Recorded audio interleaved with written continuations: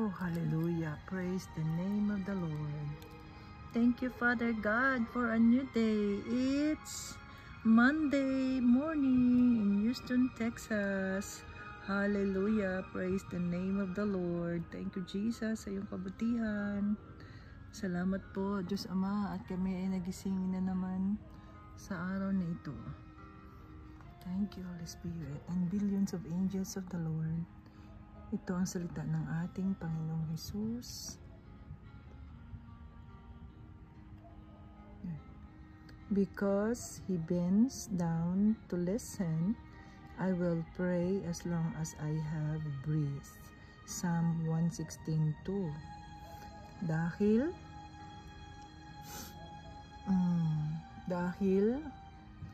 ang ating Panginoong Diyos Ama ay kagaya ng isang ama na nagbabow down, yumuyuko at pinapakinggan ng kanyang anak. Ganon din ang ating Diyos Ama, ang ating Panginoong Hesukristo, ang banal na Espiritu. At kaya tayo magdasal tayo habang tayo may mga hininga, hanggang sa matapos ang ating hininga ay magdasal tayo para sa Diyos. Oh, hallelujah. Praise the name of the Lord Jesus Christ. Yes, Father God. Kami po ay magdasal, Lord, at hindi kami mapapagod na magdasal sapagkat Ikaw ang Diyos na tapat at Ikaw ang nakakaalam ng aming mga pangangailangan. Purihin ka, Panginoong Hesus. Purihin ka, Panginoong Hesus. O hallelujah. Glory and honor unto your name alone, Jesus.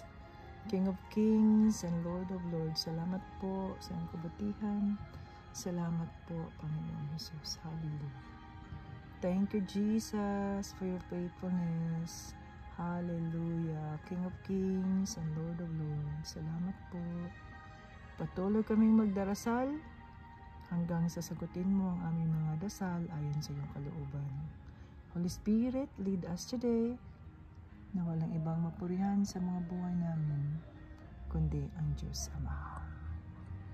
God bless everyone, and Jesus loves us. Bye-bye.